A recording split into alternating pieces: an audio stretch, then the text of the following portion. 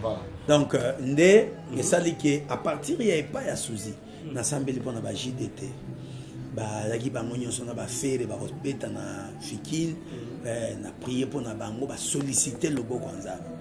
Par souci, ndé na autre le bana gagné famille na yé presque mobimba. Ba ya Chantal, ba Dodo, ba te belé à libota na yé, ba o bazana poto, ba bijoux. Je les ai gagnés au Seigneur par l'entremise Yandeko. Mais à l'époque, disons nous vrai, ami Kotsaka Mobimba pesante. Allez, écoute, on a des difficultés, balukaka bakende poto yena alisala.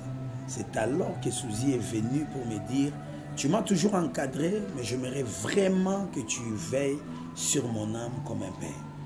Nena kota retraite na alisala.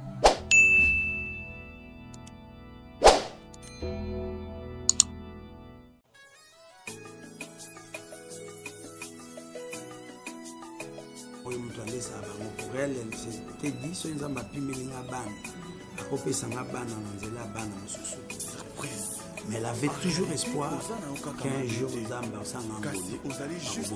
D'ailleurs, preuve à foi, elle avait amené à l'église pour dire si le Seigneur peut me faire grâce, un jour nous allons. Vous voyez la source pour comprendre un peu beaucoup de choses. Vraiment. Non, ça année, je crois 2000.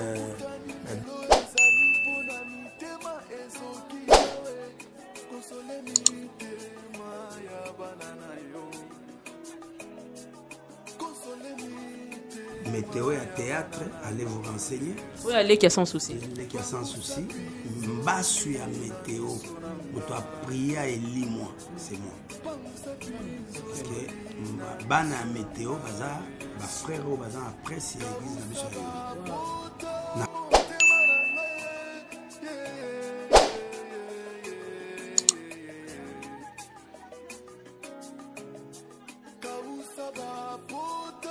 Maintenant, tant que tu as mis 1h du matin, 5h, j'ai fait un rêve.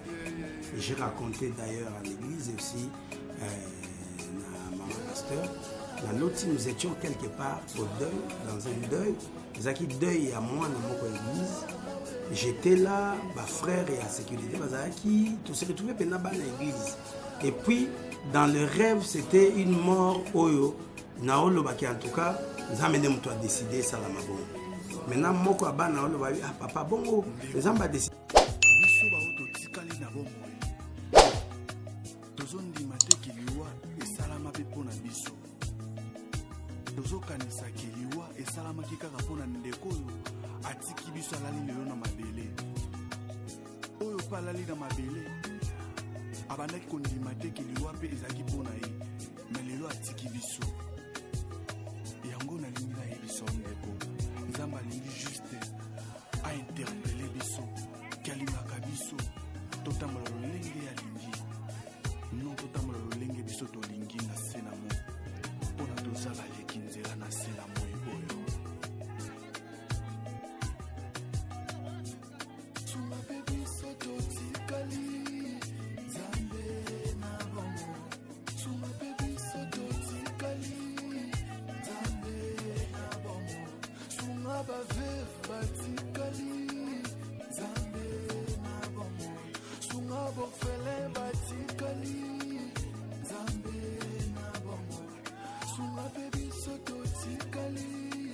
Zambe na bongo. Yawe kimyana yo. Eumela.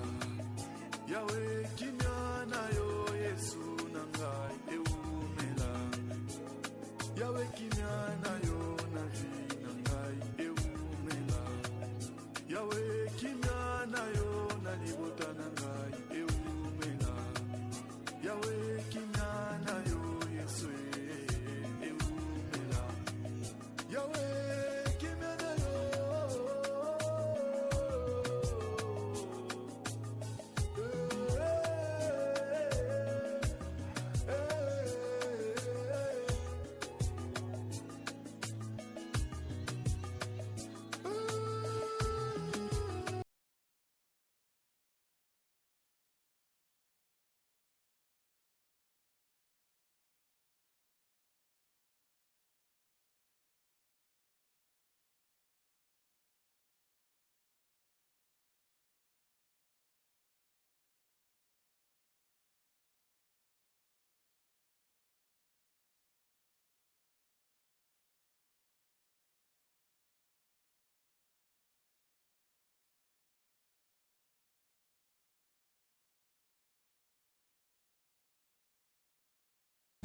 Voilà, très chers internautes, nous sommes déjà à Bandal et pas wapi Toye. Na église oyo ndeko na biso mama na biso Suzy Bantu azaki bongo comme membre ezali bongo église tomoniza mentionné awa assemblée chrétienne la montagne de Refidim je crois bien bomoni bolandi bien Refidim ezali na veni Bayaka numéro 28 na commune ya Bandalungwa.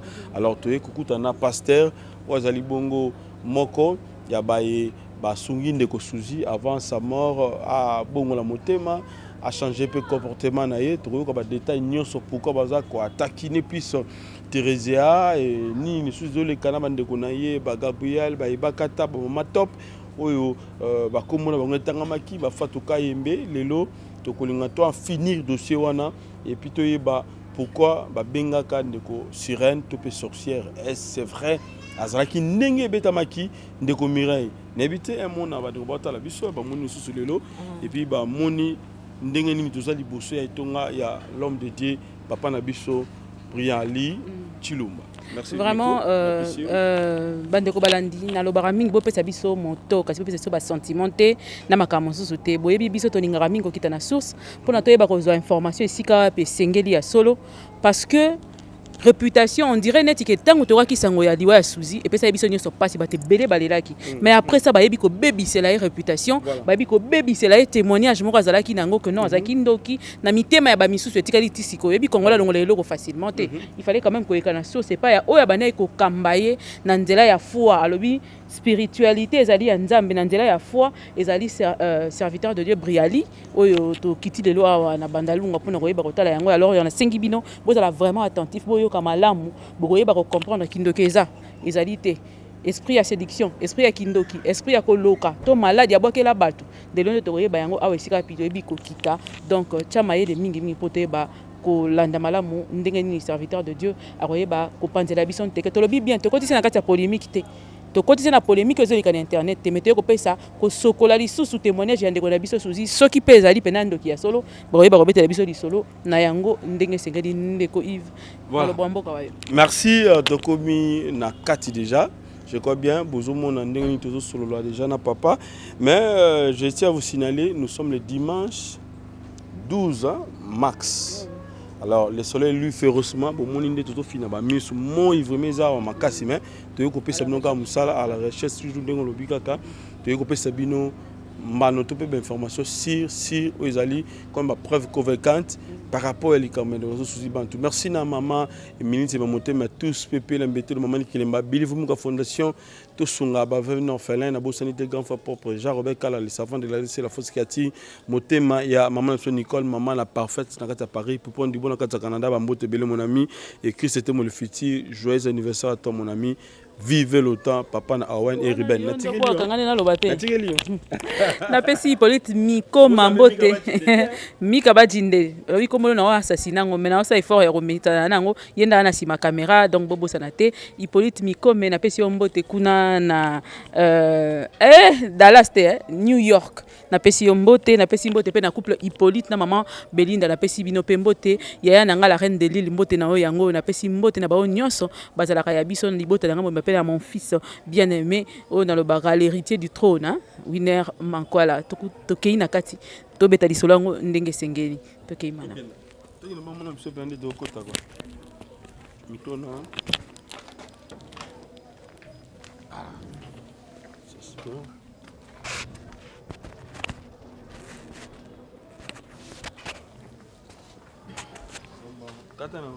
attention. Voilà, nous sommes déjà avec l'apôtre Briali, Wazali Bongo, père spirituel, il y a Ndekonabiso, Suzy Bantu. Alors, tout le qui m'a belé, tout le qui la bongo, tout le monde na itonga, il y a apôtre Toyeba, en fait, Ndekonabiso, Suzy Bantu, témoignage de Nezaki le Lengeni na Katetonga, devant Bami, collègue na Musala, et puis tout ça va détail mususu ou peut-être bandeko tout na kibisoté, mais tout ça qui est fort, il y a awa pour que tout na apporte Briali Chilumba ou azana biso awa ensemble. Je suis pas celle sur ces plateaux, je suis avec ma concert MK au Boyebi et Yokani Télévision. MK est mon bandeko la biso. Mbote na bandeko nyonso baza déjà l'habitude à Hollande biso ensemble. Donc quand on est sur la présentation, donc tous ensemble toye awa kokutana na apôtre Briali oyo azalaki moko azali kokamba spirituellement ndeko na biso maman Suzy otobesana ko benga biso nyonso momi. Alors na ye tokomeka ko zo question d'actualité na nyonso oyo ebi ko accompagner est-ce que conversion na ezaki ndenge nini ayambaki yesu pe ba détail mosusu. Apôtre ndako pesa biso ba détail wana ndeko Yves na ebité soko yo ndoko banda na mituna onga na weba kozwa sima menga avant to banda d'entrée de jeu avant to banda nyonso question nga liboso apôtre bonjour d'abord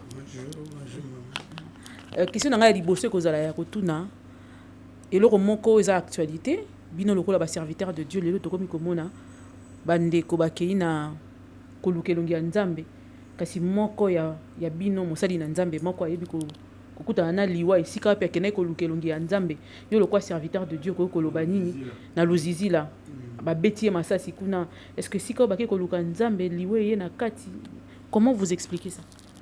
Merci maman Mireille pour Natina Motuna et merci pour na bandeko nyonso bazolanda papa Yves merci na choix pour porter à kotala biso pour être éclairé sur beaucoup de points. On a aussi ça deux fois peut-être ba polémique ezaka tout autour et à liwa moto. Bon ba vie est moins compliqué. Vie est compliqué pourquoi? Ils en a batu ba kufaka avant l'âge ou avant le temps de Dieu. Et liwa ya modèle wana ko ikoya nanzela empoisonnement, nanzela assassinat. Peut-être est lié na ba compte à rendre. Peut-être est lié na jalousie. Par exemple, Monique, Moussali Anzamba, Sali Moussala, n'est émergé, bisoto émergé. Parce qu'en fait, disons-nous vrai, tout celui qu'on appelle serviteur de Dieu ne l'est pas forcément. Les gens ont mis déguisés en serviteurs de Dieu qui n'ont pas été appelés. Appelés en un sens, il y a eu mission qu'on a dans la Malamso Azaki quelque part a mis sentir étouffé, à Monique, n'a pas un loco, à qui peut assaler l'eau. Vous verrez qu'une telle personne n'aura pas le même cœur que Mouto et a solo Nzamba fait sa mission. Et Mouto est un modèle pour son émergence. Pour il est prêt à tout. Parce que pour lui, ce n'est pas l'appel qu'il élève, mais c'est fort. Alors, Mouto est un modèle bongo, à quoi il a tenté à éliminer Moninga, peut-être pour Natina Mundimi Songolo. À soutenir Kaye, comme ça, il y a beaucoup de calculs par rapport à ça. Et Tokoïko Loba, liwe dans la bande yon se koïko ya. So yon samba décidé moto akufa. Toko kufa un accident, toko kufa na massas. Circonstances yon son zamba ko utiliser et koïko permettre moto akufa. Donc pour répondre en tout cas, je crois que sagement je peux répondre ainsi. Pour ne pas koloba keza peut-être compte à rendre ou bien ni liwa wana kanza même toi. Peut-être à utiliser Batouana, Babete Massas, peut-être dans zela ba compte à rendre qu'on la permettre à l'on mokili parce que tout le monde a pu battre ça là crise 3 ans na coma mais abima mosu soit content Babete Massas mes yeux na lokolo atika na moi défaut mais ça na bomo ce qui est zumoto akufi pendant que Bible le baka ni ne ko iko comme 5 nzamba à la hauteur donc en tout cas par rapport à ces versets nous disons ce qui lui est commis c'est que Nzamba permettent en wabi pourquoi na vous mesdames qui est mandambo place wana kasi Biblia kaka obote ya biso ebisi biso boyete eloko moko te ekoma na kati ya bana ya Nzambe sans pour autant Nzambe ayeba ko pesa ko lakisa ndenge ni azaki desika e santu toko supposer mais azo sambela pas zo luka Nzambe kasi Nzamba lobeli ete que ma danger mo ko ya liboso est-ce que koko koma pe que Nzamba sa de loko mo sans pour autant à prévenir et puis ni susu na bana Nzambe muso ba komi ko banga ko kende ngomba parce que o ezali drame ya liboso te je vous rappelle que komi ko koma répétitif et est-ce que to kende ka ko luka Nzambe na ngomba toto sala ndenge. Merci. En tout cas, tout ce qui peut arriver ne peut pas empêcher un enfant de Dieu de chercher Dieu ou ya ko kende ngomba. Non. Parce que la Bible souligne le scandale arrivera. Maman, quand on parle de scandale, bozabatu, botangi, totangi, zwango au sens brut du mot. Bible le scandale arrivera. Mais malheur par qui? Et zo komel. Donc on a koloba ba nzambe ba mi décourager parce que ba boma ki tel tokoye baté ndé na otoloba so ezaki ko likambo ya compte à rendre. Est-ce que na zamba wana zaika ye moko poni liwe zui kaka ye tiki bato mususu. Donc wana ko faire réfléchir biso nyonso ko comprendre que en tout cas liwa et ana bandenge nango et ko ikoya bato bakoza 8 mususu akufi. Donc je crois que répondre na question na bino yoza koko baka kosambela koko baka lukaye, mais il n'est pas dit que nzamba kana zamba. So nzamba convaincre moto que nzamba ke nzamba.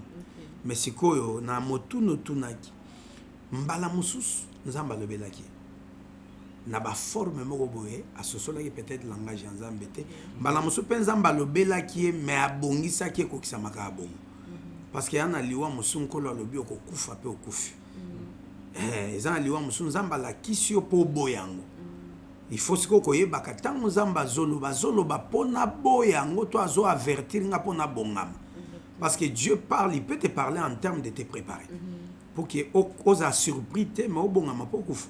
Mais Dieu peut aussi te parler pour que telema o boyango parce que ce n'est pas le temps. Mais koye ba ezaka ye muto akufi peut-être na bato baki nzinga na e ne ba koye ba soki nzamba loba ki to te mende o kangelo koyo. Il est fidèle à sa parole. Ce qui a la kaka qui est loko yiko komate sans que nzamba loba d'une manière ou d'une autre, même par des signes, même par le rêve, même par un langage ya muto liboma, Dieu a eu à parler pour l'avertir. Pour l'avertir, ndeko Yves, pardon avant d'appeler ça yon, na dingi te to bigma na sujet parce que toza wa pona témoignage ndeko Souzi ainsi de suite, mais avant na tika sujet to chlore yango so ki ndeko Yves azana ni solo musoko yeta. Pasteur Olobi ezana diwa musu nzamba ko prévenir yo pona obongama okende malamu mususu okoki kobikisa yo. Ya Ezekiel sezalaka nini tango nzamba yebisaka et nini salaka ke Ezekiel ça la prière on a pour faire changer nzamba. Merci. C'est ça, que le Seigneur lui a montré pour qu'il se prépare, mais lui a refusé. Et si Dieu a permis que Al accélère 15 ans, ça veut dire que ce n'était pas le temps pour lui à Kokaoken. Parce que Dieu est souverain. Parce que la Bible dit que misala na biso malamu ko landa biso de là. Kaka même mutu, o sotali suka na e, on comprend que en tout cas, il moi mon boulot na basuka heureusement. Donc nzamba ko yiko lobela mutu. Liwa pe koza liwa ya nzambe, mutu pe aboya. Mais nzamba saka zoba te so a décidé à longolo na mokili na moboy. Peut-être ça pour épargner na makambo boy liboso. Mais ce que ça na babola mosala, lui qui est fidèle na maloba na ye, il peut se souvenir na bola mosala accorder une longue vie.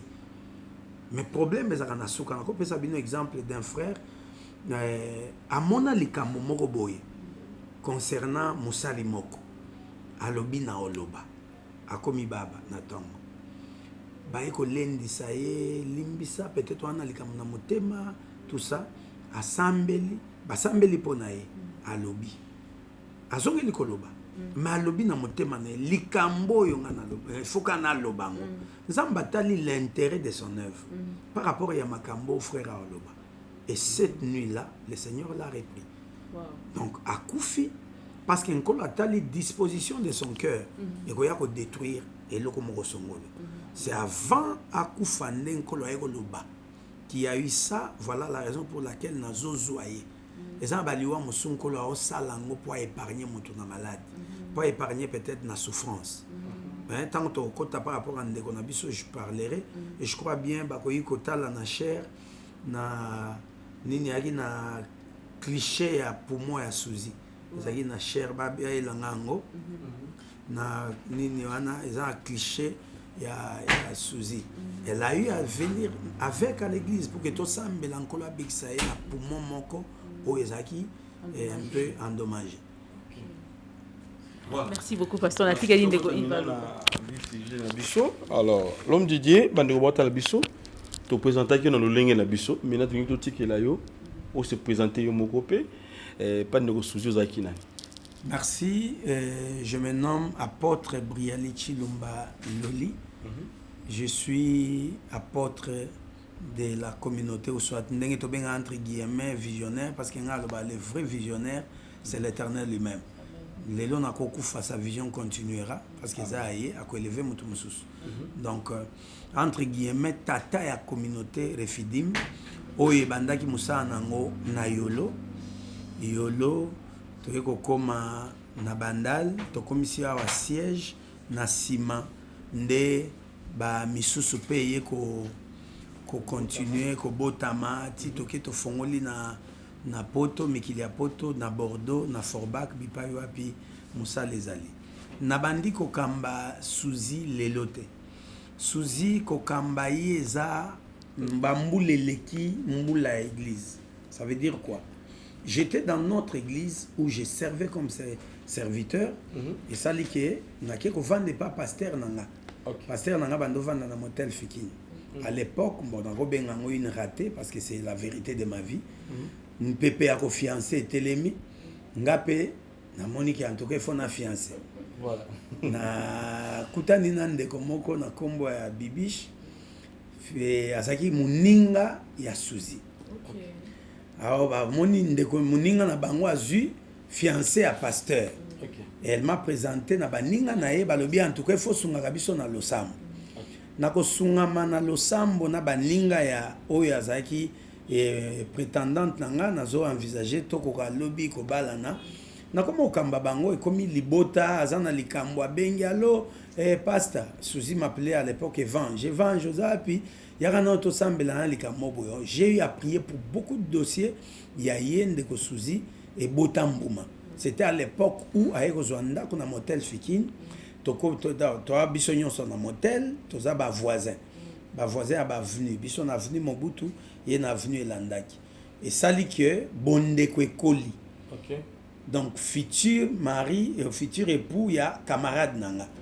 Et sali que avec son ami et simbité.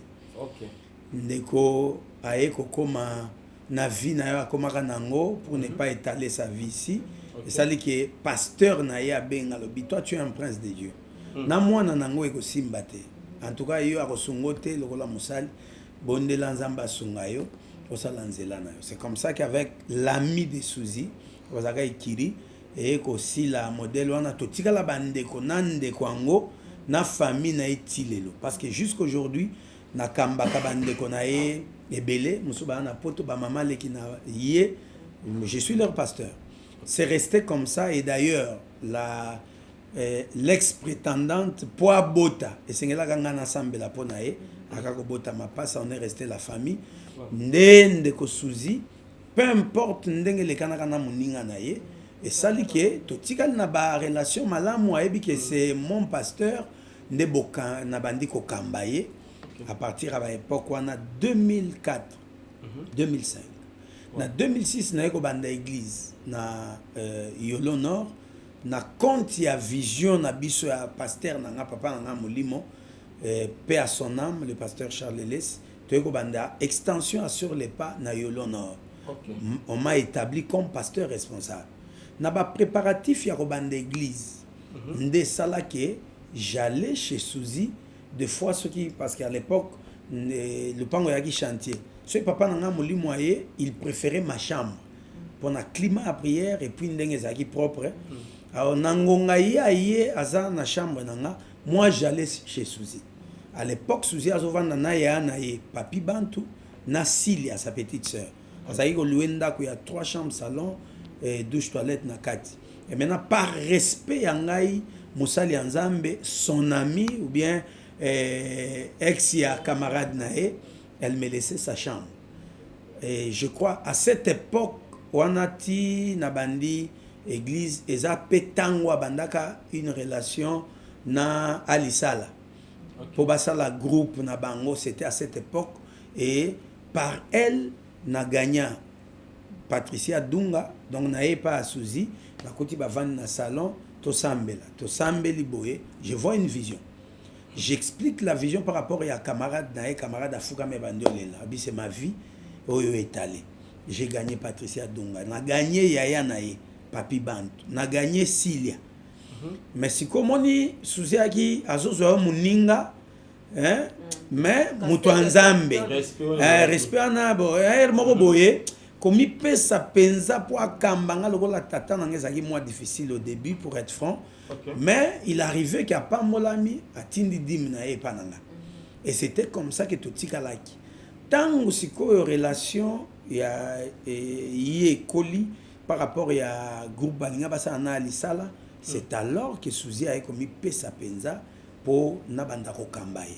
Je crois par son entremise, j'ai eu à prier pour Natina ba musicien mokili. Entre autres JDT, bazala na concert na Fikine, alobi no faut que nanga moto nzambe moko a prier pour nanga parce que ngana osala la musique lokola art. Les a qui cité, mais na lingi lobo ko nzambe dans ce que j'ai fait. Moi j'ai été convaincu na ke pas Souzi JDT aye na prier pour naé pour ba kende osala concert na Fikine bazala à l'époque na ba frère na biso Ferré na mususu nani voilà Bill Clinton.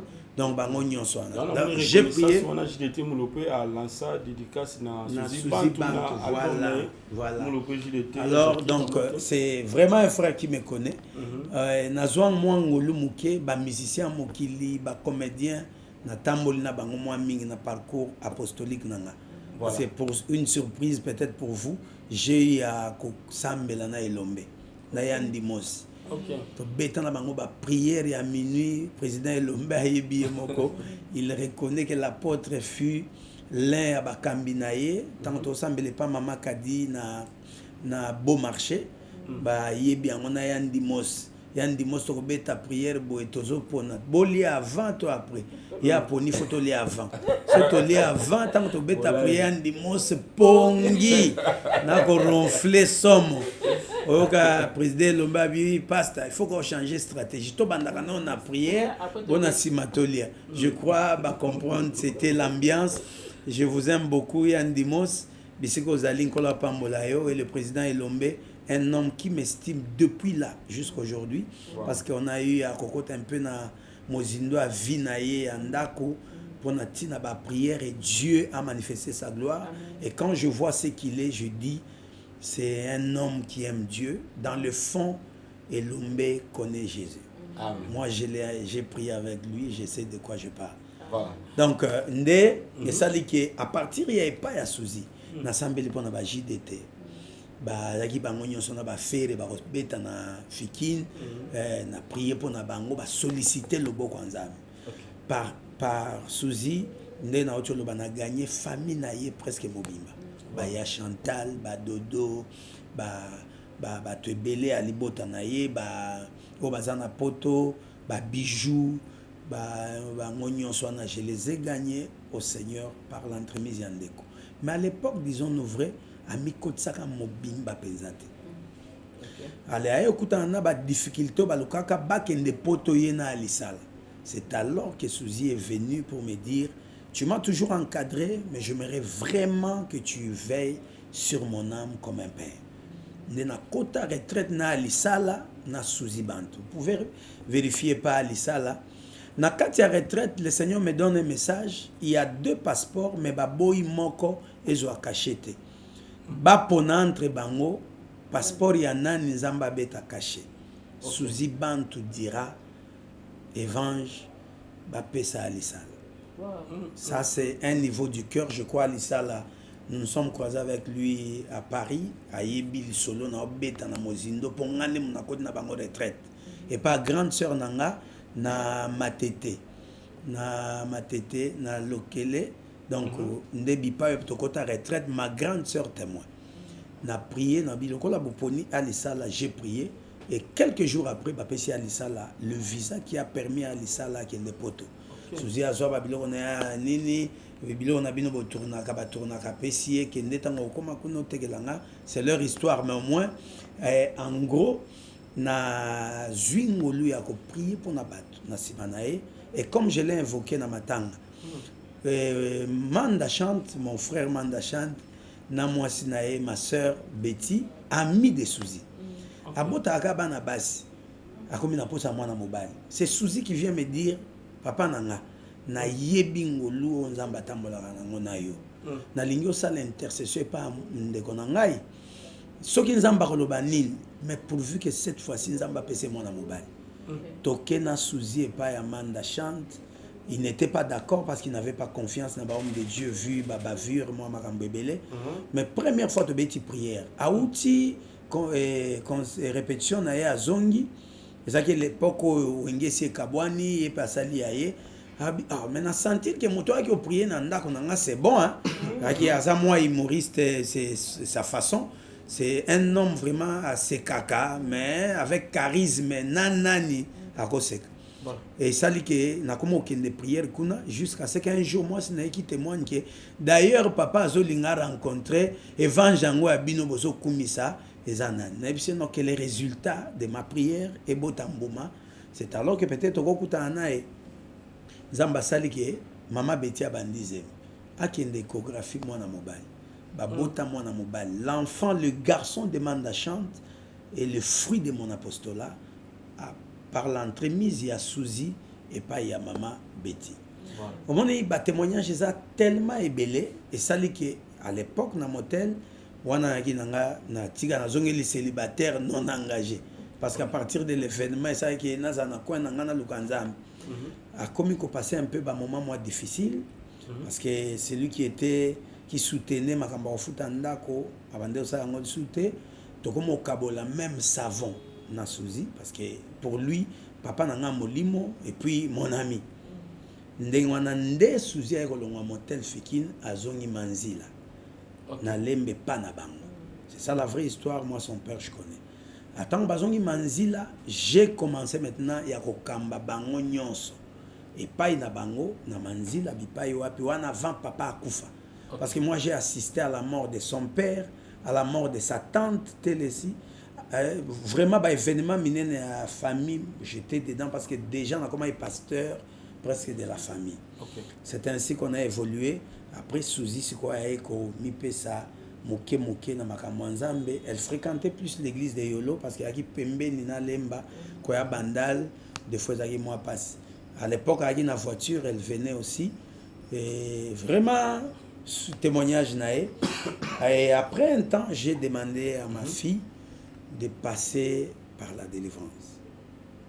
Aux aveux, s'il y a quelque chose pour que la vie chrétienne a évolué, à Bala, à Bota, ndenge vie à Moutignon César. Voilà, merci l'homme dit Toko Mawana, mais il y a une relation, il y a un déco Suzy, na ba collègue na musala, ou ba comment il va ba minaye, est-ce que ezalaki na moi incompréhension moko soit désarroi entre bango na bango zizani moko boye que ake pande kona e Teresia baswani ayo ce papa tala kuna balobinga boye po ba ndeko ebele bazo traiter ye ou bataki comme ba collègue na musala balobi Suzy azaki une sorcière azaki sirène koto kuna boye avant d'appel pas ya ndeko mususu e bakata avant d'appel ndeko Gabriel et tant de choses dans l'Obama qui va maladie mususu bande ko na babela ezali Suzy nde mutu a tindela bango a boakela bango et azaki sirène azaka sorcière et lobami ndengo wana mais bango moko bakolo nzoto balobi na nteme et bimi bongo eza ba rumeur et bimi na kati ye moko paleka ke émission na de soko tala pe l'émission de mon moko moi si Aïcha alobi ba camarade na ye ba traiter une sorcière sirène. En tout cas, Suzy a un moto, il a un défaut. Il a un moto à Kanda Makasi. Soit Siliki, il a une hypocrite, à manifester Kanda. Mais j'ai vu à Memelanga, Baninga na ba comédienne, na Sambela Banaba. Pas Ndeko Teresa. Amemana Bananae qui sont des fidèles à l'église de Yolo. Jusqu'aujourd'hui. Amema Bango pour l'Alexa Bango délivrance, va prier pour Nabango parce que c'était une mère pour eux. Baebakata. Aki baninga na yo baebi wana dadi de Suzy. Donc bazaki na ba relation oyo eza normal mais disons-nous vrai entre nous même au milieu des serviteurs de Dieu. Bisika batu baza makambo ezalaka kaka koswana ezalaka zuwa pe koyi kosala ke batu baloba Moni baloba, mais nga na curé, parce que les cures d'âme sont là. Dans notre église, on est organisé. Tu as un papier à cure d'âme. Tant que tu as un cure d'âme, on écrit la date. Comme tu as l'équipe de délivrance, combo naïe et autres. Les liens personnels, liens en famille, souhait naïe et autres. Parmi les cures d'âme, il y a une cure d'âme, il y a Suzy Bantou, Ngande mon Alexei de délivrance. Ah bon, toi, au moment, ouais, cure d'âme, c'est sa vie, pour confirmer. Bantu Lutumba, à l'adulte, Manyanga, Bantu, nom du père, Bantu Mbizia Ndoki, nom de sa mère, Emma Selemani, c'est la maman de Suzy, célibataire, numéro 9 à téléphone, Yango Bokoiko Beta, et puis Msakomba Suzy, Manzila numéro 2. Ngande mon Alexis de délivrance. Nakati ya cure d'âme ya Suzy. Santé, poumon, esprit des morts. Il y a des choses intimes qui n'arrivent. Même la date, vous pouvez voir la date. Parce qu'il faut le bas. 2022, donc le 25 février 2022. Le 25 février 2022. C'est la N. Voilà.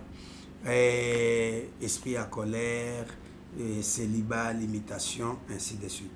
Pour ne pas étaler quand même sa vie, Bilili, mais na quatre na cure d'amour, je peux te faire lire peut-être après, tu verras qu'il n'y a pas une confession à Simba Kissi, à Kota Boeno.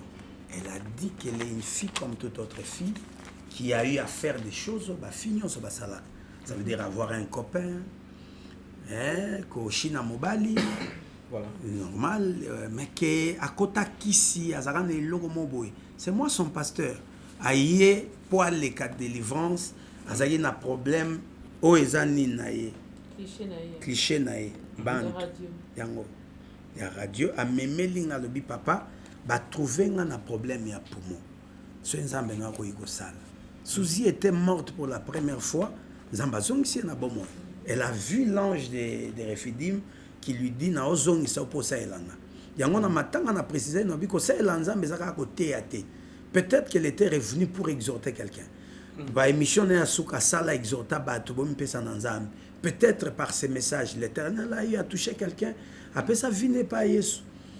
Est-ce que ça a une repentance pour l'éloper? Bon, tout le monde délivrance, il faut ça la repentance. Cure d'âme, il y a un moment même on a délivrance. Mais après, on a pour ça l'appel de soul. Oui, mais ça va, ça m'a on a mis Mende ya kosimba kisi ya banda bois que la bateau malade na petopé si date, ça date d'une année. Cure d'âme na date. Au monique ils en a février année parce que pendant que Suzy santé na comme s'est détérioré. Donc na confession na tika la koyoka te que papa na zolo bango bosembo liboso nzambe parce que nzamba zo kanga. C'est vrai, elle est partie peut-être par les vérités de sa vie. Sauf qu'elle disait qu'elle est jalouse. C'est vrai, à l'obi papa, n'a elo mo bo na comprendre te na ko koma to za ebele. Mais au moins na ba pointenga. Na bi c'est l'esprit de séduction. Quel boto anango ya koleka ko sa ke ata boza 42 ka yo zo mona. Mais l'esprit de séduction et Zaka te que moto qui aussi mbakis. Il y a de cela ba héritango. Il y a de cela peut-être na eloko moko boye surtout ka komana. Il y a des sirènes qui ont sollicité des gens boye. Par des témoignages, ba te belé ba rappeler ba message ya ba sirène. C'est pas faux. Et ça vrai. Oh non, la sirène, c'est tant qu'on sollicité, c'est pourquoi. J'ai eu un cas d'une fille, moi, son cousin a même copine copine a embrassé. A quand moi je embrassé copine ya mon cousin, ça veut dire mon grand frère. Abi ou ta copine a embrassé ayoka le rôle le kotai. Et ce qui a luli mobali ata oza nani suka kozwa yo vina komana soki a sepeli et simba nango na yeko l'excès de délivrance. Elle était venue, elle parvenait pas à me regarder. Talanga ona okokate ndenge ote misunezo bimisa moto na sambeli et na cure d'âme. Elle a eu à dire je n'ai jamais contracté de fétiche. natikala jamais kokendo no libanga mais nayebi ke mukolo moko ya un événement moko esalama mwana mwasi moko ambrasanga esala boye bato mosusu bakocontamine moto un esprit à séduction peut-être par makambo nde ezalaka oza mwasi kitoko na parcours na yo est-ce que tokomeka te entre les amis bakarinage esalamaka on ne sait pas peut-être aussi na nzela cadeau que depuis moto atindelanga cadeau evange na yoka ndire moi vi na ngai eloko moko boye mais koconfesse ke akenda asimbakisi moi son pasteur cœur d'âme na ye yango oyo eloko wana donc makambo surtout elobama eza lokuta eza baoloba toyebi te bamona nini mais na baréalité spirituelle bakolatela moto. Voilà. Moi d'ailleurs par là, pasteur, Nalingi n'a posé question en sachant au lobby que mon rose a un esprit à séduction. Cet esprit de séduction on a au lobby. Peut-être que Souzi Azala qui un esprit on a séduction on a exactement. Est-ce que ça esprit on a séduction te mute banda osala parce que baninga belé ba témoigner que abanda oboto la bango mibali. Est-ce que la cure d'âme habite là du solo est-ce que cet esprit-là peut vous dominer jusqu'à ce que aux autres la macambo, aux autres maîtriser, aux autres la baninga mibali sans pour autant le savoir? Merci. En tout cas par rapport au spirituel, quand quelqu'un est animé par les esprits, c'est plus lui. C'est les esprits aux autres à nasimanaï. Donc tout peut arriver, mais on va répondre à la question au bois que la baninga kisi. En tout cas, mais je connais une pasteur, maman pasteur à Kambaka église, mais un esprit à séduction. Ce qui a lati loko batba commissie ta yoka bien. Elle est prête même à décolleter moi côté mon boy pour frère moi le baka mère momi bomi mabe ayoki bien. Et le jour où na teaka l'été à moko boy elle est venue pour natina ya koleka délivrance, elle dira papa en tout cas ngaso ki mobali akumisi ngate so na l'équipe bisika bakumisi ngate na mona on dirait naza bien te plusieurs même parmi mes filles et le wabongo se manifesta c'est lié peut-être à leur famille et du coup comme c'est un esprit et ça s'est manifesté bipa union se gozala eza yete esprit wana gozala ke mibali wana ba sepela na ebaya eza yete muto aboto la mibali mais c'est l'esprit wana nde muto zo benda mibali vers elle. En tout cas, le on a assisté à Bipaï, ceux qui a botté la mbali à monter autre. Je peux rien dire, mais je reconnais que c'était une belle fille. Mibali et Belé qui sont venus même me voir pour dire Nalina Balamwa Nayo, Bamusuba Ota Poto, Bamususu Awa. Donc, na koye bate, ceux qui là, Azaki na ko séduire Mibali à Batko Boto là. Ce n'est que ses amis peut-être qui ont vécu, qui peuvent dire, mais je peux dire ceci. Peu importe ce qu'elle a eu à faire, mais un jour Souzi s'est repentie. Elle a donné sa vie à Jésus. Elle a donné sa vie à Jésus. Et ça, le février, il y a cure d'âme ou c'était avant? Avant, à Coca-Cola la délivrance. Dans le processus, il y a comme émaillé dans une vie parfaite. Je l'ai exigé de passer par la délivrance pour que vie passée n'aille et rattrapée. C'est ainsi, étant disposé, Nassima kambazaka nango nandenga ki na bambembo nanga ya mission na eko zonga na côte retraite na 2022 na février na l'équipier délivrance OK aza na charge wana te ya babiloko ebele ça peut être aussi entre autres na bimena kingani na saki boye mais na koloba na ye ya koleka délivrance elle n'a jamais parlé de fétiche. Elle n'a jamais parlé au bois qu'elle a monté malade, mais elle reconnaît qu'elle était une fille comme toute autre fille. Au balouli peut monter mekei peut appeler bisous. D'accord, pasteur. Il y a encore une autre question parce que na lié par rapport à ndingo loba ki liwa izali nzambe akoko prévenir yo comme penza makoko permettre ba ki lié par rapport à histoire ya Souzi. Est-ce que tango bosambeli pona maladie ya Souzi nzamba loba ki que azokufa kaka to akobika to asala ke loko mo permettre te yango esali ke memie na liwa. Merci. Tango Souzi a piqué crise ba memie na HJ, on m'a appelé.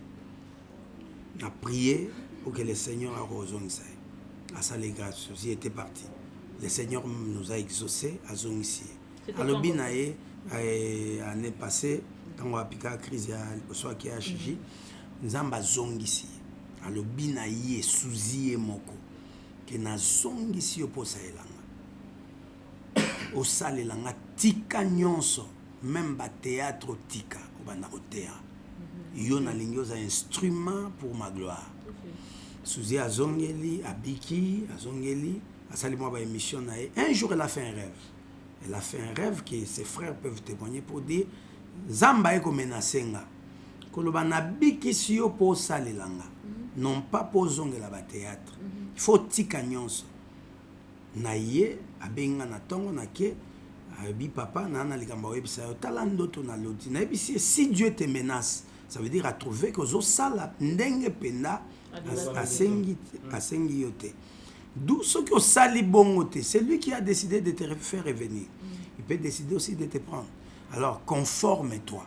Elle me dira papa en tout cas na yoki na tiki mais ba carte na biso à mutualité ou son biso par rapport aux soins. En tout cas, ce qui n'a annoncé boye et que ça là qui en tout cas va retirer nga. On a par rapport à ndenge munga nga moko falaya à examiner nga pona makambo yo na lina na batela ba carte wana je lui dis en tout cas fais ce que Dieu te dit. Pour que akoko batelo na bomo.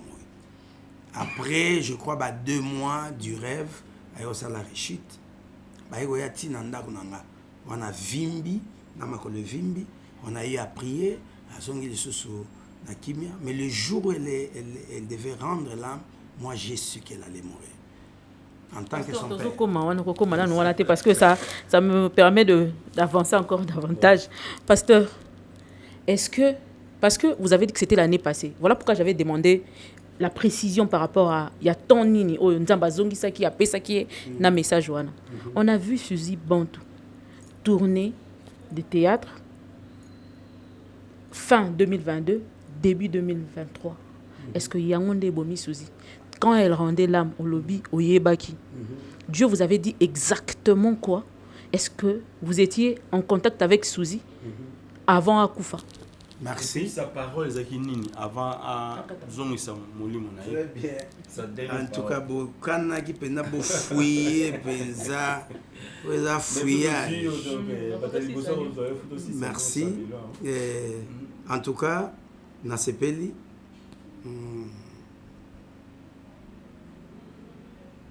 Ah, namoni pasteur Azo. Namoni pasteur apôtre Taï dans ce jour-là, na mort tanga na yé.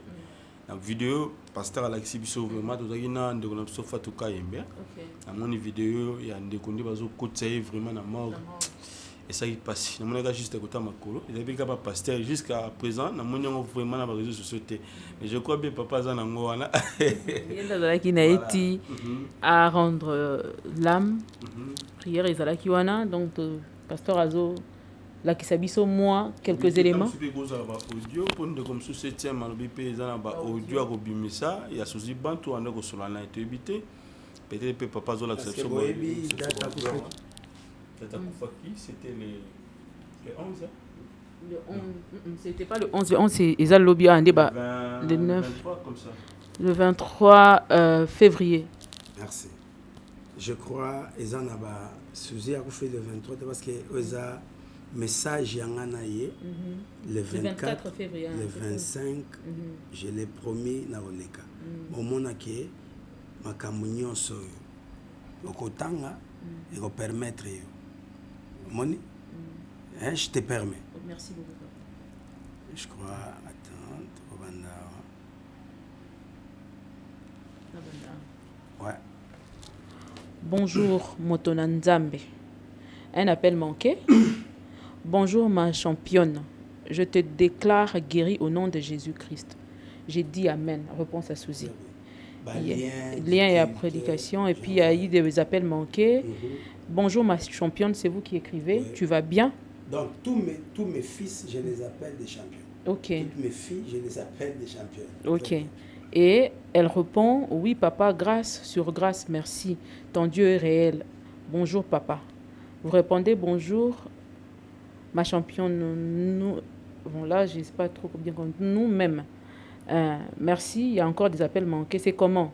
Je crois au puissant, c'est lui qui répond, au puissant de Briali Chilumba, le Dieu de notre alliance. Merci. Souffle non stable toujours, pas de sommeil depuis hier, suis trop faible. Vous répondez, je te déclare guéri au nom de Jésus-Christ. Elle répond, j'ai dit Amen très fort. Tu ne mourras pas, tu vivras et tu raconteras les œuvres de l'Éternel, je le déclare. C'est vous qui dites. Et puis elle répond, j'ai dit Amen très fort. Et elle écrit, papa médecin à lobby, atikala kaka na pour mon moko, yango sakaye pema. Ça, c'est sa soeur qui répond sur son numéro. Akobanda ko souffrir na pema à vie. Nayebi que wana minganga nde baloba mais liloba ya suka ya mbomo ya moto eza na maboko ya Nzambe. Nayebi le puissant de Briali a télémaka moto ya suka. Amen. Après là, j'ai fait un appel. Ça c'était le 24 février. Voilà. J'ai fait maintenant un appel normal. On a prié pour elle. Et puis le coup là, les autres je crois beaucoup remarqué un peu même na Bebo. D'ailleurs, on a commis Amen. Après on a commis. Je suis à l'hôpital, après je viens prier comme j'ai peu de force. Okay. Et c'est ainsi que Boutouana, il y a oui, tu as prié, na eko prier pour naé, na sali prière na téléphone. Wana zokoka kolobate. Wana zoloba, ozui azoloba. Après c'est qu'on veille à liwanaye. Pendant que j'étais en prière, nandako, na sisi ko prier na ko méditer, na lali à 1h du matin, Pongier Katanina. En tout cas, insomnie pena. J'ai senti en moi le besoin de la prière. Je me suis agenouillé, le sujet c'était ceci. C'est là que j'ai appelé pour que na prié pour naïe, à Yambité. J'ai na zeli sikoyo na 5h. Maintenant, tant que mis 1h du matin, 5h, j'ai fait un rêve. Et j'ai raconté d'ailleurs à l'église et aussi na maman pasteur. Dans l'autre, nous étions quelque part au deuil, dans un deuil. Les acquis deuil à moi dans mon église. J'étais là, ma frère et à sécurité, qui tout se retrouvait dans l'église. Et puis, dans le rêve, c'était une mort oyo. Naolo baki en tout cas, nous amenons à décider ça la mabon. Maintenant, moko aba naolo ba papa bon, les gens va décider ce qui a tout sambeli. Et au sein de il faut changer le côté. Je me suis réveillé, Ezaki songe. Mais Pongier Kataninga, na bandi prière, je vois une vision pareille. Na prié ti, to comme 5 heures, na se reposer à 6 heures, je rappelle. C'est alors que nous avons une infirmière qui me dit, Souzi Azolukayo, Azolukape, Lekinae Silia. Na bi oh Silia, mais elle est en retraite. Donc là on a un dobo ya garde malade, bo kende botikiye.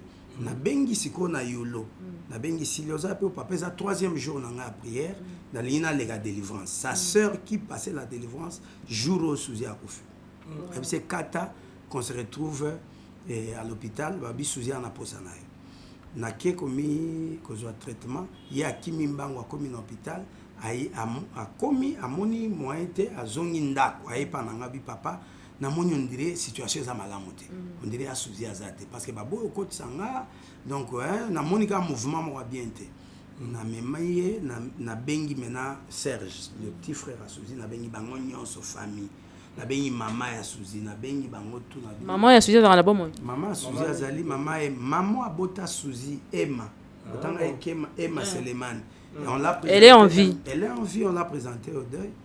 Elle était là. Alors papa Souzi mutakufa, maman Souzi aza. Na maman Emma babotama papi, donc la moi liboso, Souzi, Becho na Silia 4.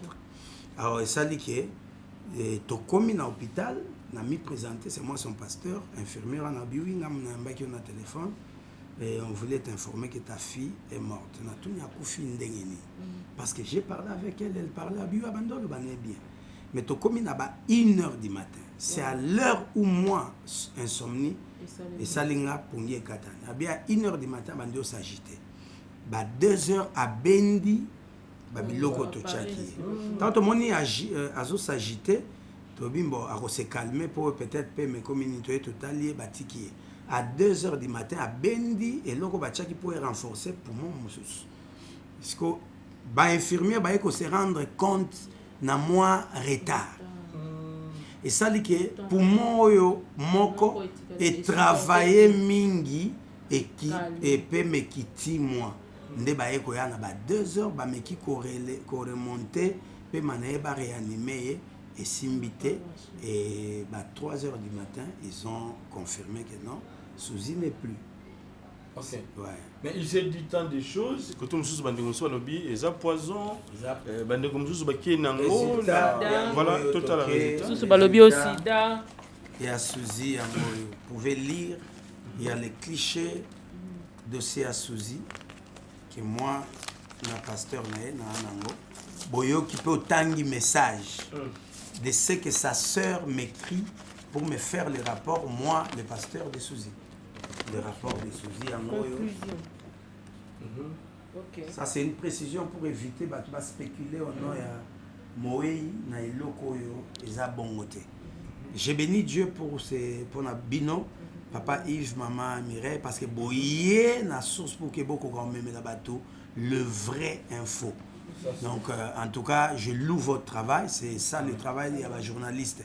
Non pas la spéculation, c'est les rapports commis à si, on va le lire. Ouais, voilà un peu. Donc, ok. Balobi, protocole de radiographie du thorax. Donc, conclusion. En tout cas, la conclusion, parce que ça va détails vraiment purement professionnels, c'est pas important. Conclusion. Aspect radiographique suggérant. Calcification pleuro-parenchymenteuse siégeant au 2 sur 3 inférieur du poumon gauche, stigmate des séquelles d'une ancienne pneumopathie infectieuse. C'est très bien, c'est très clair. Donc, vraiment, problème. la conclusion pour ne pas spéculer qu'il y a un sida, au Bonaboelo, Bomi Suzy, ils ont poisonné, ils ont poumon. Beaucoup de l'église, elle connaissait où ils ont fait souffrir. Et quand les médecins ont conclu,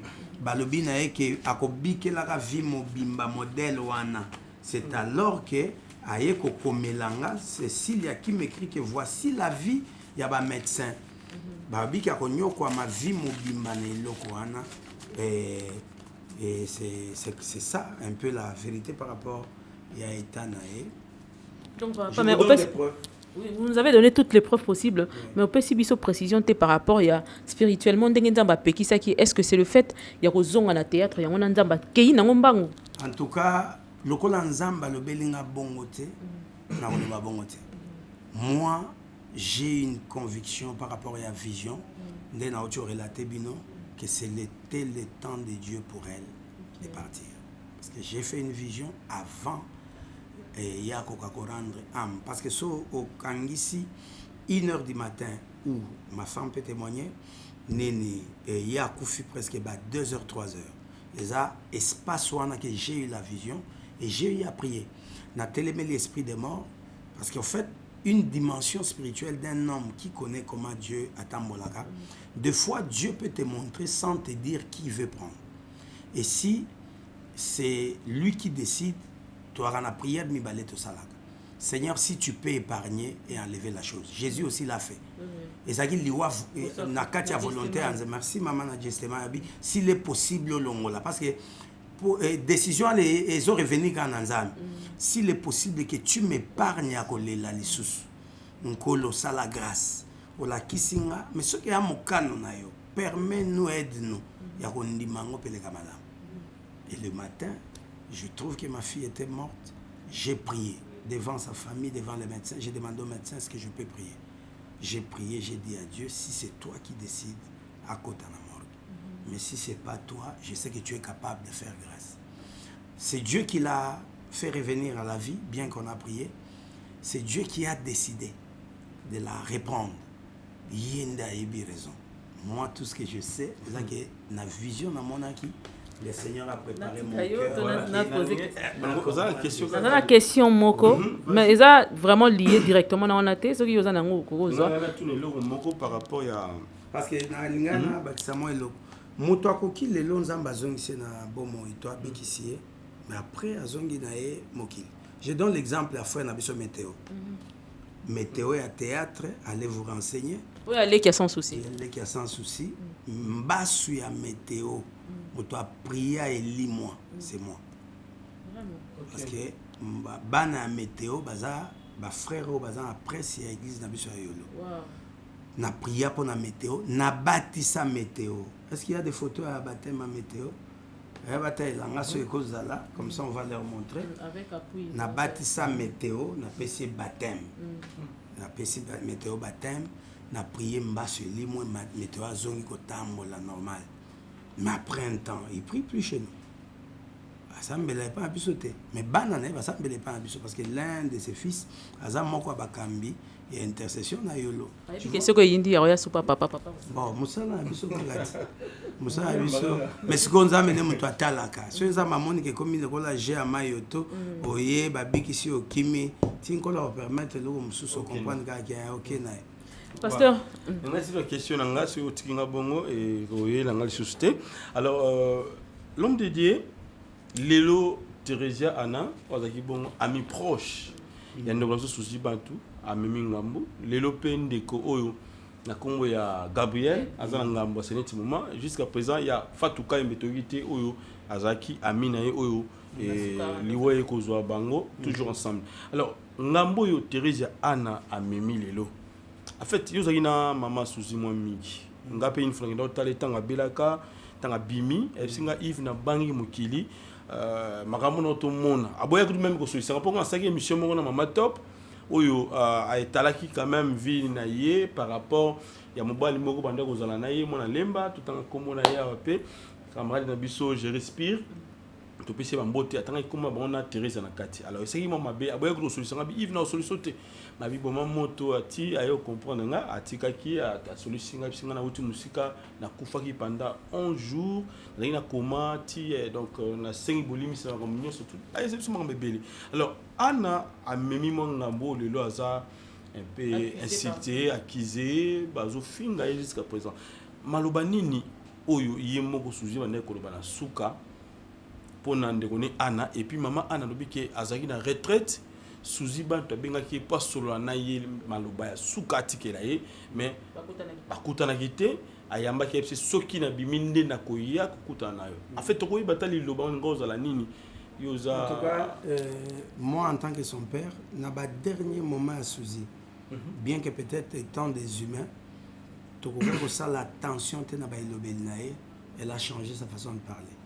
Aller poser la question à ses sœurs au monazoloba terme moko je donne maloba moko ndo lobabi nga mona ka boy na kufi famille te moto yokundanga aba comédien moto ba kundanga bande kone ba telemele babi sans effet na yo ko kufa te abi abongo so na kufi oye ka net ka boye ba bisi bino sango mo boy na kufi c'est comme si elle préparait ses sœurs elle préparait ses frères alors azaki kolendi sa batu na suka qui en tout cas il faut ko bongisa na batu parce que Bible lobaka zala na kimia na batu nyonso pe mibulisa po na nzambe ndo mo na nzambe yaki langage na suka et moi je lui avais posé la question est-ce que tu as un problème avec quelqu'un elle me dira en tout cas na ndenge na biso ba fier na moi ba nini mais les kambu penza ke na kangeli mutu te sauf que par rapport ya babuzo ba ebele lobamaka na optana ngana mibena ngaza na kwenanga yango na komisa leki na nga pire nga Cécile camarade na nga maintenant na bato vraiment eliengeli bango et on voyait bato ebele ba fatu banani baza zinga na ye momi tout ça.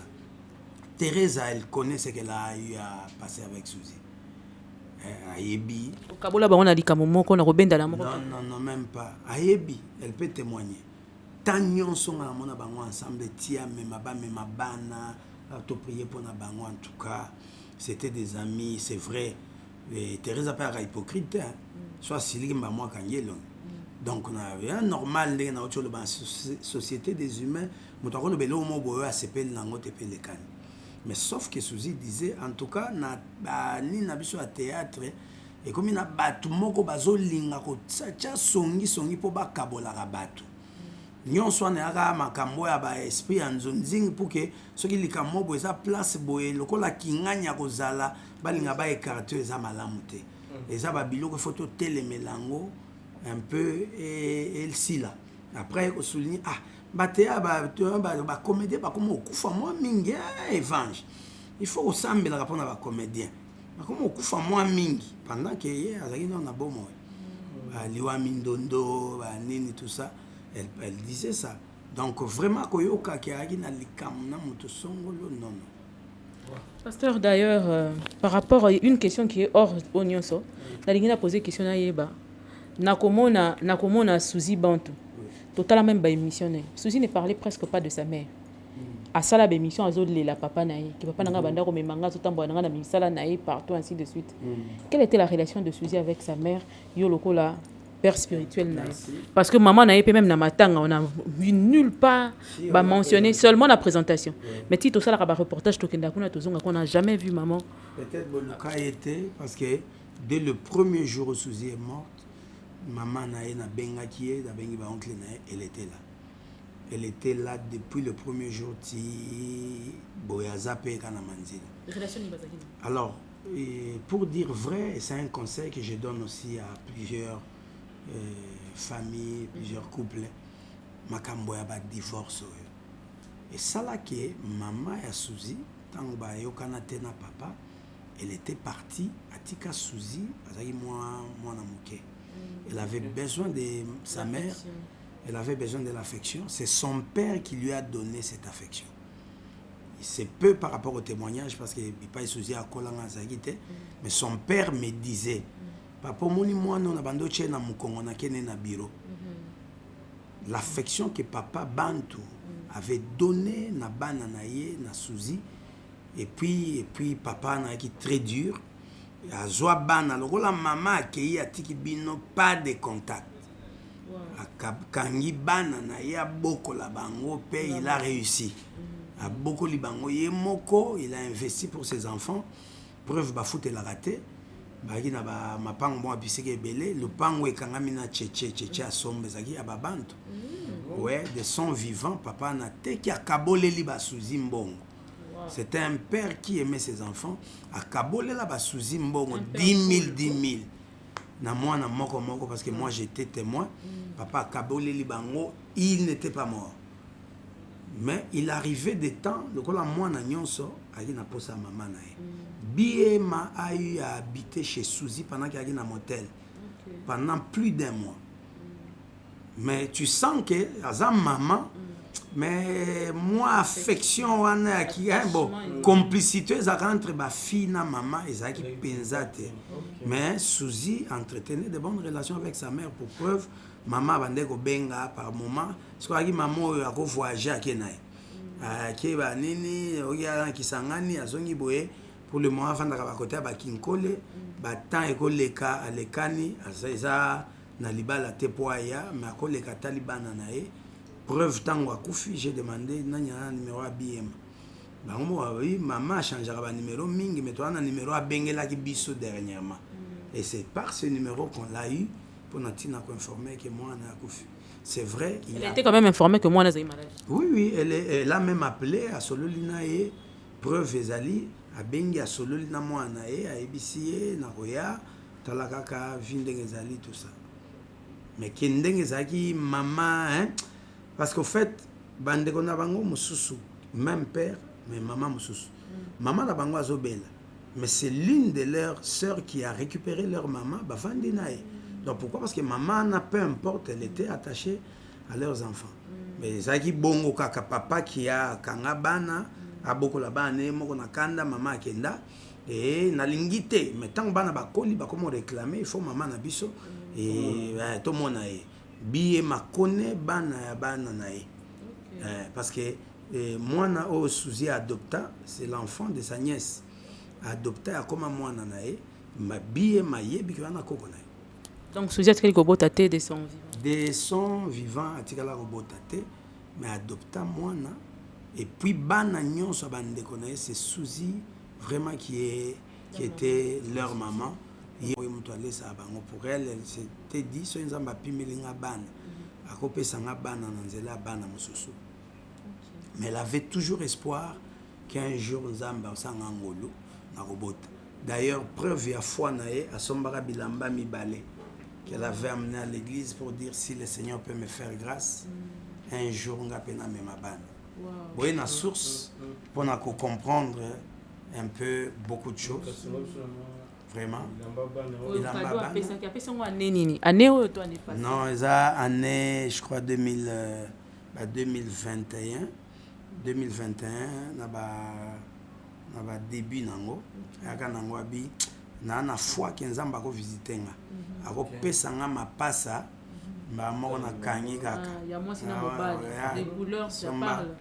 Ba rose est à moi si. O eza couleur à mi base. Sombaka ye nango pour que c'est sa foi. Malheureusement c'est que tokoloba.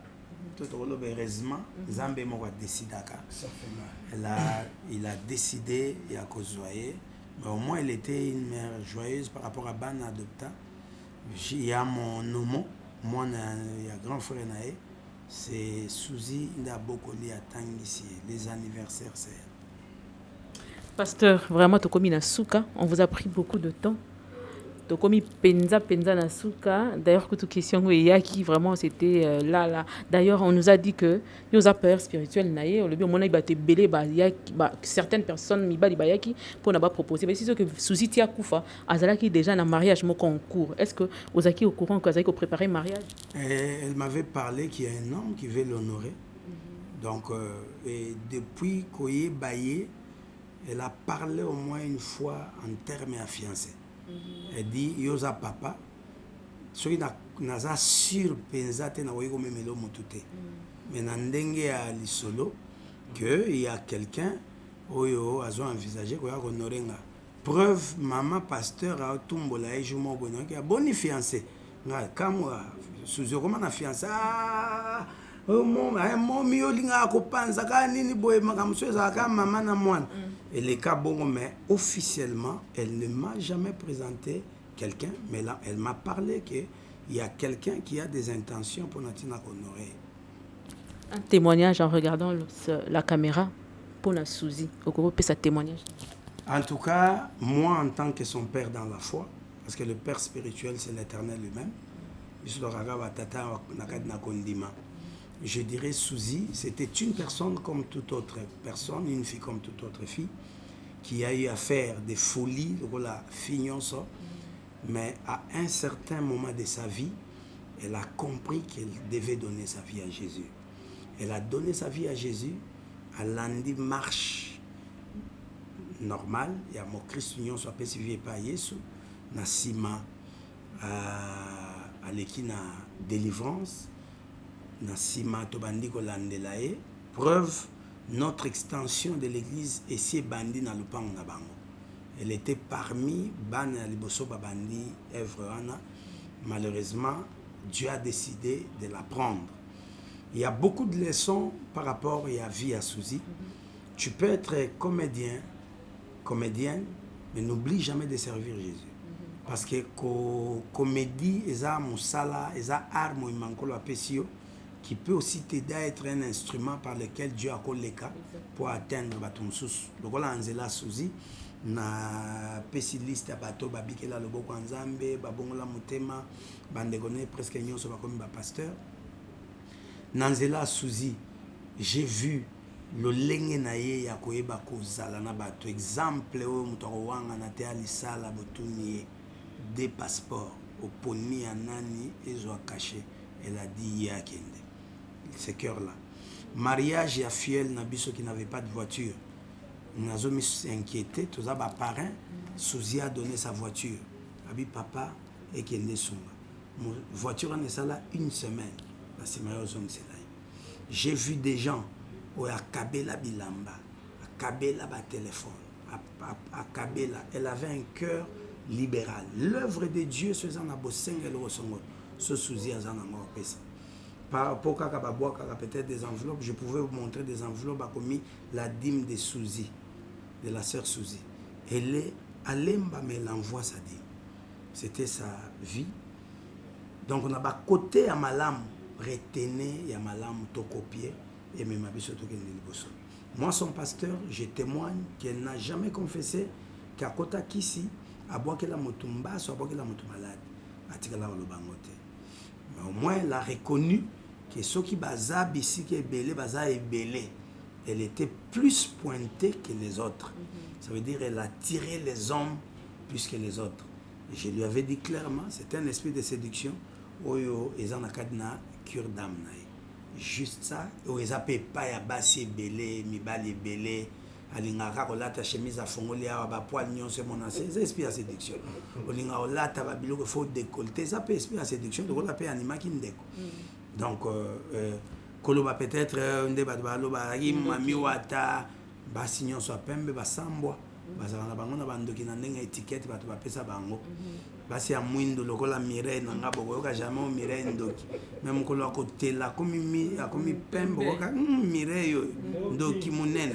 Donc par rapport à ça peut-être ils ont spéculation mais na cure d'âme ils allaient jamais. Donc voilà un peu na encourager tout celui qui a aimé Suzy bien que Zamba Zubi soye à emprunter peut-être ses pas oyeba nzambe ou associé mosala osalaka na nzambe. Donc 2022 Suzy était dedans na makambo ya nzambe koluka nzambe kokota ba prière kokota ba retraite. Il faut la voir quand il était en retraite kaka na banini na wana ba ventilateur pour il faut renforcer moi mon pépé mais elle était là, elle a même gêné tout l'excès de délivrance et les kinango malamu après ces actions de grâce elle a dit j'ai vu vraiment un changement même après ma délivrance. Donc liwa mutunkolo a décidé à bombelina pasteur to comme akolo belayo pour que mon agayende souverain andimi azongisa qui azuye nous disons que la gloire revienne à Jésus le grand maître.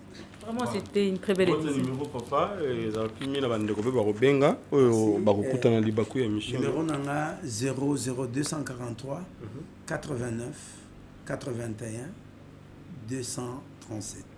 89 81 65 plutôt 237. Donc 00243 81 65 237. C'est le numéro oui que vous avez peut-être dans Mituna et Logomoro Songolo, on est là, on peut vous aider. Mais vraiment je suis très touché sans vous flatter parce que moi monde il y a makambo il y a médias comme un peu dans le Kuta et Belé. Vous êtes venu à la source pour s'acquérir dans ma cam. Vraiment un conseil comme un homme de Dieu, restez sur vos pas. Amen. Je sais que ça va vous élever encore plus. Amen. Et le Seigneur en meilleur musique. Parce que ce beau Jean comme ma vérité, quelque part vous servez aussi Dieu. Amen. Parce que Jésus est la vérité. Voilà, ça c'est bien pour en finir juste une petite prière. Na bandeko bazana makambo songolo pakala ba ope bazana pe malade bazana makambo mikanda bazana libanda même na Kinshasa souffrance ils ont envahir vraiment bana nzambe belé le somme pour na bon article. Merci. Et prière et ça là si tu as foi na motope azo sambela. C'est pourquoi vous remarquerez na morgue na lobaki c'est lui qui est convaincu. Tout artiste comédien azaki censé côté les maté.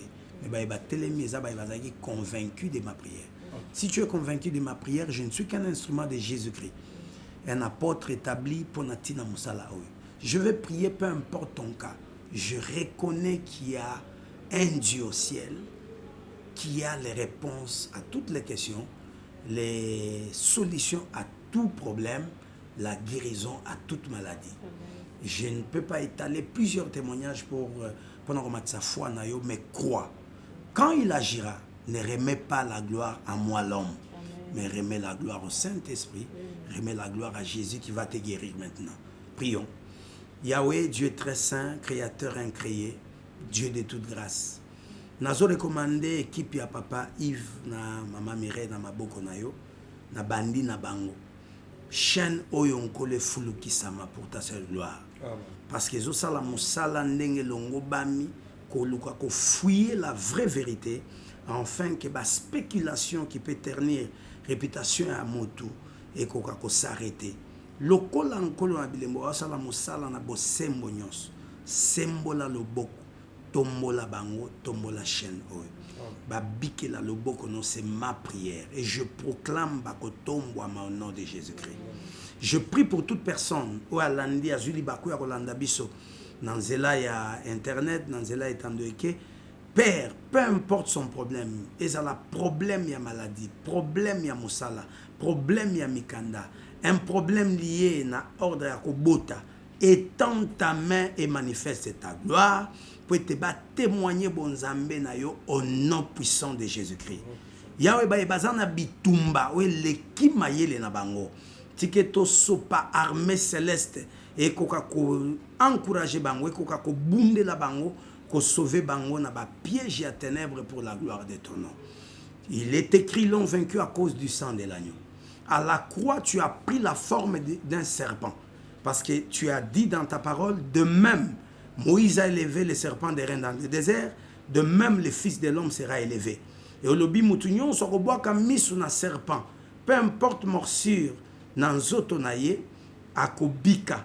Et la Bible déclare, bah, ignon, so, bah, na serpent des reins que Moïse a élevé, bah, bika.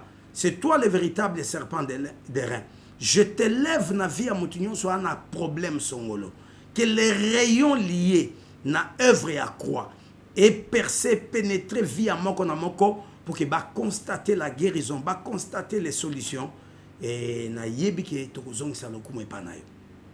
Ainsi je proclame la vie, la guérison, l'épanouissement, la fécondité, la puissance, la grandeur, la grâce, les nominations. Au nom de Jésus-Christ, nous avons ainsi prié. Amen. Amen. Que Dieu vous bénisse. Amen. Vraiment merci. Merci à vous, nous vous remercions pour votre temps. Surtout que vous nous prêchez, tous yeux sur Kangi Moulaï. Vraiment merci beaucoup. C'était une très belle émission. Alors, nous croyons, nous l'espérons que ce ne serait pas la dernière. À chaque fois qu'on aura un sujet sur la chrétienté et tout ça, porte Nabino, je crois que vous allez pour Nabino. Nous sommes disposés, c'est chez vous. Sentez-vous à l'aise, peu importe le thème, à polémique, ils allaient éclairer, on est là. Les apports, c'est Fungameli, Papa Yves, Maman Mireille. La réfidime, c'est chez vous. Merci. Merci beaucoup. Donc, très chers téléspectateurs, on s'arrête là. Merci. Merci Norolanda Bisso du début jusqu'à la fin. Que Dieu vous bénisse. Derrière la caméra, c'était Mika. Nous vous disons merci. Mika Badjeni. Jimbe. Nous vous remercions pour votre fidélité. On se revoit très prochainement sur un autre numéro sur ces deux mêmes chaînes. Et que Dieu vous bénisse. Au revoir. Amen.